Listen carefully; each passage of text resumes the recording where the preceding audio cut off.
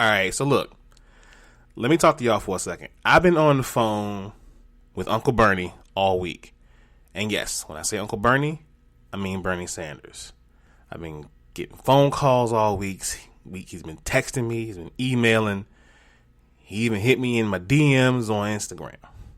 And Uncle Bernie is sick of y'all. If I may use his words, I think he said, "Nix, I'm sick of this shit. People just using my face as a joke, saying I was on my way to go pick up my prunes from the fresh market, and the inauguration just stopped there." And I said, "Bernie, I know, man. I know. You had on your nice hemp knit gloves, and you look like you were very comfortable. You had on your mask, and you were protecting yourself. And yeah, I get it, Bernie. I get it. And Bernie's mad at y'all. Bernie's a little sick of it. From looking out to seeing all the memes." Y'all putting Bernie in the damn Megazord. Y'all done put Bernie in the Wu-Tang Clan. I done seen Bernie in Hamilton and Chicago. I done seen Bernie. I see Bernie in the Mandalorian. I seen Bernie in the Millennium Falcon. It's not funny, okay? So I'm asking y'all so I can quit getting texts in the middle of the night, because he keeps sending them to me every time y'all make one. So please, for the sake of my sanity, y'all leave Bernie alone, okay? Y'all gotta cut that out. Y'all played way too much on Al Gore's internet, and it's not funny anymore. All right, y'all need to stop. It's not fun. No, it's not funny. It's not funny anymore. Y'all cut that. Y'all quit playing with Uncle Bernie, okay? Y'all stop. Ladies and gentlemen, blurs and nerds, freaks and geeks, this is Do You Speak Geek, episode 62.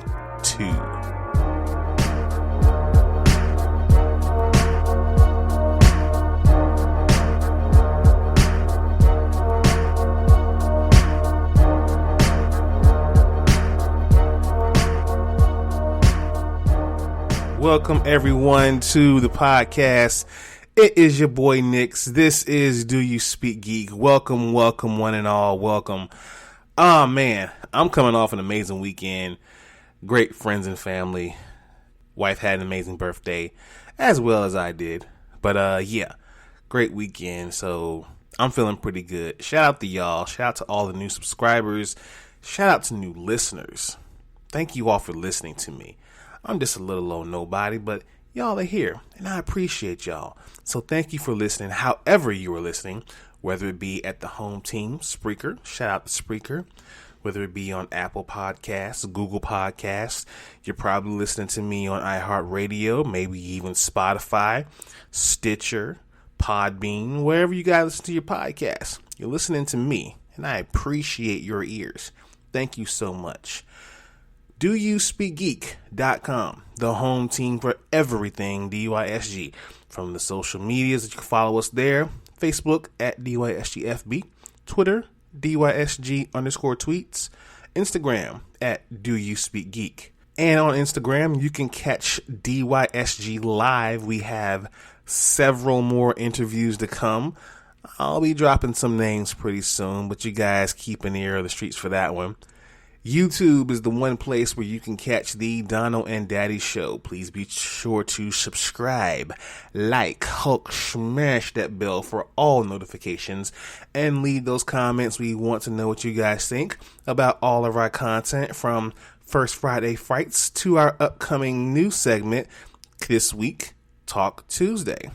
We're just talking, chatting with y'all. Want to see what y'all think. Nothing really big this week. We're going to go ahead and jump into it anyway with my favorite portion of the show. Y'all already know, Source Wall. Man, you come right out of a comic book. Behold the Source Wall. Can you read, my son? Well, that depends. There is nothing wrong with reading a story and looking at the pictures. Enough said, Stan. Let's jump right into it. The pull list this week, we've got King in Black 3. This has been an amazing book. Donnie Cates, you've been doing your thing. After last issue's shocking finale, the heroes of the Marvel Universe are reeling. Outgunned and outmanned, but never outdone, they unite and face Null, God of the Abyss, as he ensnares the planet in the darkness of his reign. This book is amazing. That's all I can say. This book is dope. Please go get this book if you have not yet. Future State number 1 for Nightwing, my boy. Batman is gone. Now Nightwing has taken on the mission of keeping the citizens of Gotham City safe from the Magistrate. But to do that, he'll have to stay one step ahead of the Magistrate. And you know things have gone bad in Gotham when the safest place for Dick to hide out is the abandoned Arkham Asylum. When Nightwing gets a visit from a mask claiming to be the new Batman, does he fight like one? Maybe you guys check that out and read it for yourselves. Does Dick win? Who knows?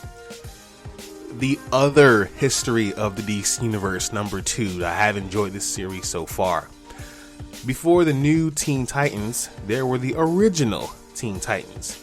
In the tumultuous 1970s, in an America that was very different than today, but in many ways all too familiar, the trials and tribulations of these young heroes were witnessed by two of DC's first black superheroes, Karen Beecher Duncan, better known as Bumblebee, and Maul Duncan, even if their versions of their events are often at odds.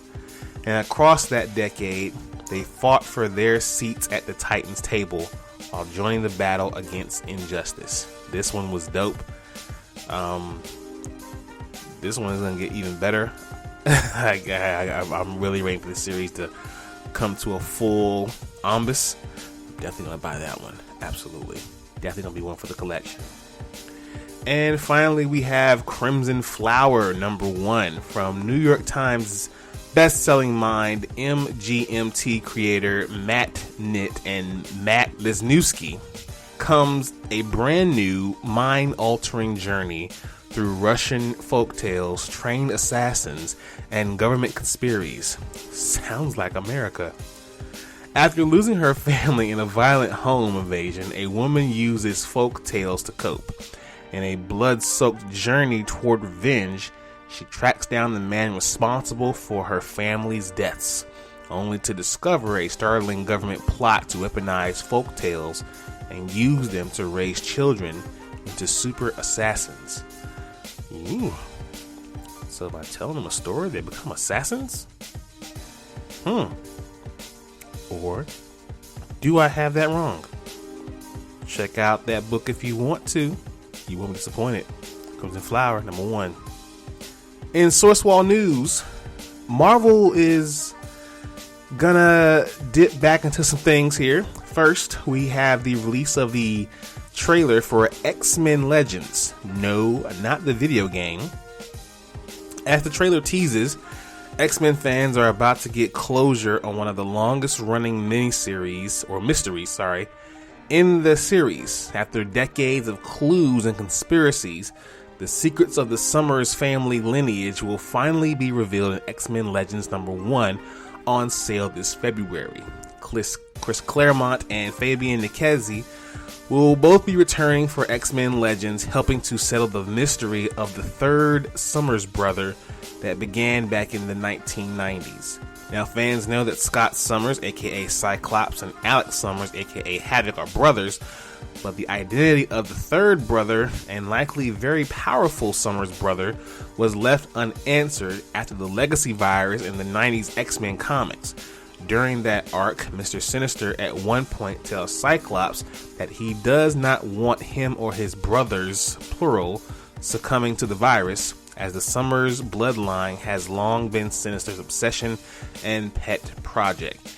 In the trailer, Adam X will be returning for X-Men Legends, and along with him, he will get threads of X-Men mythology that connect Adam with the Summers, the Shi'ar Empire, the Starjammers, Eric the Red, Sinister himself, Gambit, Cable, and of course Gabriel Summers, aka Vulcan, who was established as the third Summers brother back in the 2000s.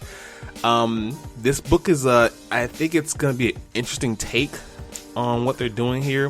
When I first read the premise, I was like, well, wait a minute, that's already Vulcan. So how can there be a mystery of the third brother when we already know who the third brother is? But I'm a comic nerd. I trust Chris Claremont, and let's see what we can do. Another arc coming from Marvel is a familiar one, Heroes Reborn.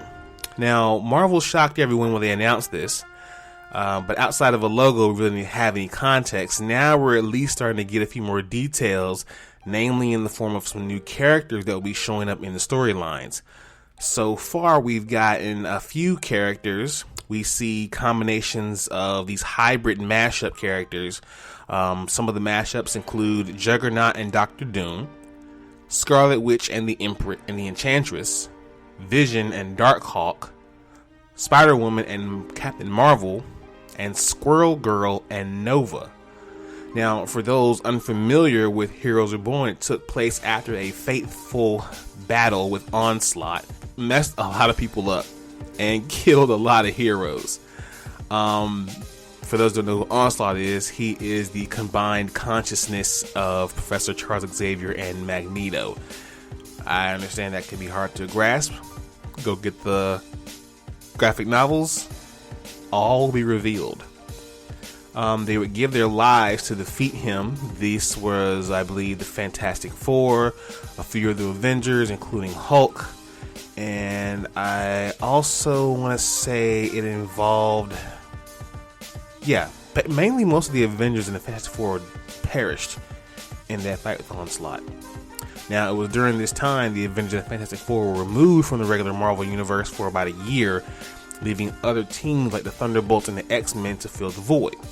Though thought dead, Marvel heroes would later return to the regular universe, though some changes and redesigns that at that time were not as well received as Marvel would have hoped. It was definitely not well received. I remember that very well. But hopefully this time around, Marvel will do their thing and it'll be great.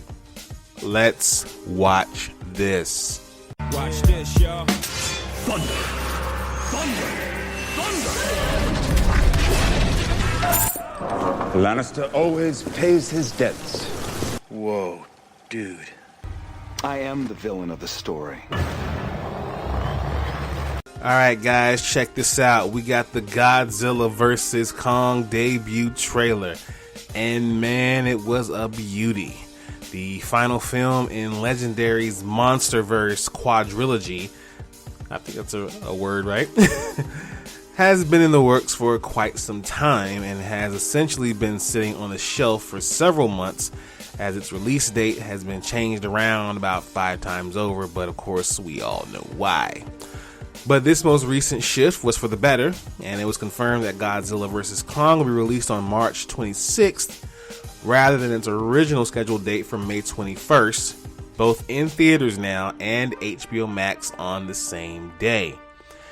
We all know the premise: in a new world where man and monster must now coexist, Monarch must lead the way to a prosperous future alongside the Titans, keeping humanity in check. However, rival factions that want to manipulate the Titans for war begin to rise under the guise of a nefarious conspiracy, threatening to wipe out all life on the planet. Meanwhile, on Skull Island, strange seismic activity draws the attention of Godzilla and Kong alike. Now, I didn't have any problems at all with this trailer. I didn't have any problems at all with the way Kong looked, with his size, because, you know, I know people were saying how, like, his size looks different, or he's bigger, like, he's not supposed to be that big. Like, you know what, you're right, because the giant monkeys that I've seen definitely don't look that big. It's a movie. Just enjoy it. Can we just enjoy something this time? Is that too much to ask? Maybe it is, but I'm hopeful. CW TV trailers. A lot of those kind of dropped, but one here at DYSG kind of stood out. And we're just about a month away from Superman and Lois making their way to the CW. The characters at the forefront of the network's new Superman and Lois series have already appeared in Arrowverse before, but now they're getting their own show in February, and it's going to be a 2-hour debut. Now, we saw the trailer here, and a lot of questions were answered, and some were even raised. Definitely, this is a time where Superman and Lois have retired. To the trailer, it may have looked like they've been fired from the Daily Planet. We also see that we have Superman's 2 sons, teenagers by the way, and for some reason they don't know that their father is Superman. That would be something I'd want to tell my kids from the word go, but hey, I'm me and they're them.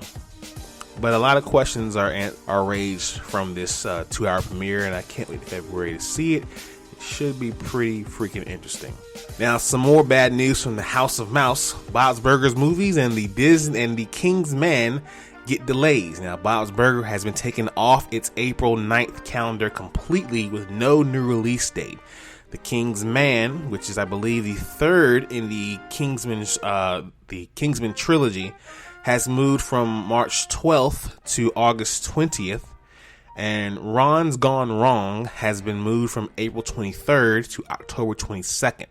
These films join an ever-growing list of movies that have been delayed due to the COVID-19 pandemic and otherwise, including No Time to Die, the Uncharted movie, Ghostbusters Afterlife, and many more. Now, I can't speak for some of the other studios out there who had delays, but when it comes to the Disney movies, guys, come on.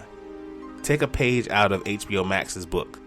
Release it in theaters anyway, but also put it on Disney Plus. Like, don't get me wrong, I was not going to pay the $30 to watch Mulan, but I'll definitely pay the $30 to watch Black Widow. Absolutely. You guys could have been made some money off that. Maybe not as much as you wanted, but you could have been made your money off that. Come on, Disney Plus, get it together. Sheesh. All right, let's hop into Dumb Life. Peace, love, and video games. That sound like Donkey Kong.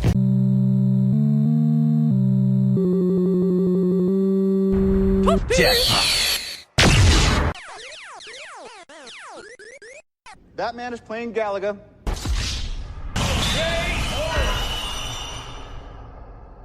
All right, people. Resident Evil had a Village demo release and also more info during a showcase. Now, Capcom's first Resident Evil showcase of 2021 covered a lot of upcoming projects in the long-running franchise. One of the biggest announcements from the showcase was the Capcom confirmed Resident Evil Village release date coming to PS5, Xbox Series X, PC, PS4, and Xbox One on May 7th. Additionally, there will also be a demo, but that went to PS5 owners exclusively with the Maiden demo. Now, I saw this Maiden, and we don't see zombies that look like that all the time. But okay, we're moving on. The Village wasn't the only Resident Evil game on display. Capcom producer Toyoshi Okada also announced Resident Evil Reverse, a multiplayer experience that will be free to anybody who purchases Village. That's pretty dope. Reverse will have beta tests for re-ambassadors soon, but be sure to check out some of the initial playable character reveals, gameplay, and more from the Reverse from the showcase. Resident Evil also has long extended its reach beyond games, and there will be a upcoming project on Netflix. As we all know, Infinite Darkness is coming to Netflix soon. Not much more has been revealed about that, but we did see some footage of the film, which is set to hit streaming services sometime this year. Of course, Capcom is also working on a Resident Evil TV series with Netflix, which will tell a brand new story within the universe. That's going to be pretty amazing. I can't wait. The Resident Evil franchise is one of my favorites.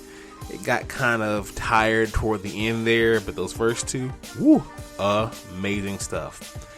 And finally, with Thumb Life, we have a Hitman 3 review. Now, Hitman is one of my favorite video game franchises, and Hitman 3, I think, is the best one. Here's the report from IGN for the review. Rich, rewarding, and highly replayable, Hitman 3 is a superb installment of IO's idiosyncratic but much loved stealth series. The fundamentals haven't changed since 2016, but its collection of outstanding maps makes for a refined, reliable, and robust curtain closer to the current Hitman trilogy. 6 maps may sound slim, but each one is huge and designed to be played several times over. Even then, it's very unlikely you'll have uncovered all of its creative and surprising assassination opportunities. There really isn't a weak one in the bunch. The bar-coded butcher has made a lot of appearances over the past 20 years, but Hitman 3 is definitely one of his best. Please check this out. Agent 47 gets busy in this game. But while he gets busy in this game, I'm gonna get out of here. Thank you all so much for listening. Please, please, please follow the content, subscribe to the content, and listen to the content. Let me know what you think about that content.